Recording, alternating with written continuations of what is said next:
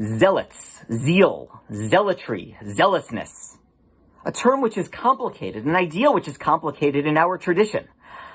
We'll talk about Pinchas in a moment, but let's understand that it was the zealots who, close to 2,100 years ago, destroyed the granaries in Jerusalem, causing our people to have to fight the Romans and ultimately lose the city to them. And it was zealots, just a couple of weeks ago, who in that very same city desecrated prayer books, sidurim, belonging to non-Orthodox Jews, as they celebrated bar and bat mitzvahs at the Kotel. What a terrible chilul Hashem, a desecration of God's name. Our tradition is not comfortable with zeal, and in fact, when it comes to Pinchas, the Talmud describes how Pinchas' circumstances were out of the ordinary. They were extraordinary, and therefore what he did was permitted, and that God blessed what he did, but only under the specific circumstances that were taking place at that moment, at that time. A different model exists for religious development, for religious experience. Later on in our Parsha, in the 5th Aliyah, we know this reading from the reading of Rosh Chodesh. And it describes at the beginning the Korban Tamid. You should bring one lamb in the morning and one later on in the day, in the afternoon. Some rabbis have suggested that this is the most important verse in the entire Torah. Forget Shema, forget the Ten Commandments. This is it.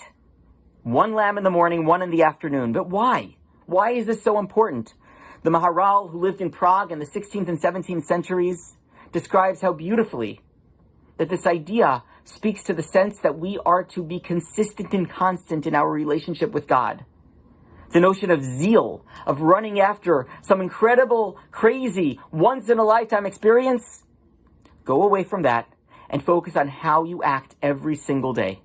Once in the morning, once in the afternoon. Modeling our prayers, our tefillot, but also reminding us of the importance of learning every day, of performing acts of milut chasadim, kindness, day in and day out.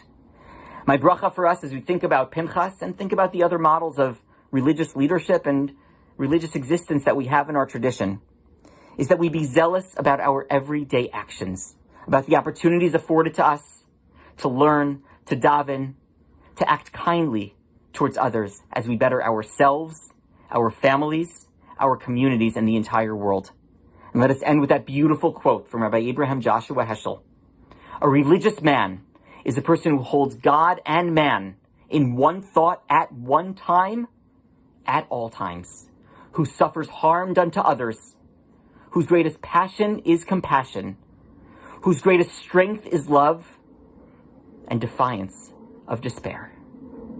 Shabbat Shalom.